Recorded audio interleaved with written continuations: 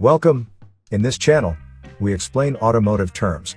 The dead pedal is a feature that provides a footrest for your left foot, which is the foot that's not very busy when you're driving unless you drive a car with a manual transmission. It is often made of rubber or metal. The dead pedal doesn't move, which is how it got its name.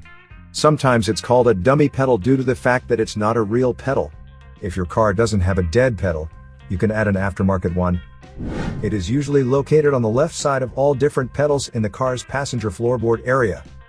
A dead pedal tends to increase the driver's comfort level by supplying an adjustable resting place for the foot precisely where it is required.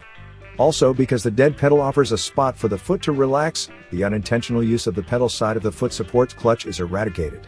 A dead pedal facilitates a convenient place to instinctively hold the left foot against it if you're in a place where tough braking was done to prevent an accident. You can apply the most power to the brake pedal and, at the same time, maintain yourself extra squarely in the driving seat. To save more money on car expenses, claim a free engine code eraser by clicking the link here or at the description link below. You're also welcome to leave comments below. Our mechanic professionals will answer them shortly. Don't forget to like and subscribe to our channel. Thanks again for watching this video.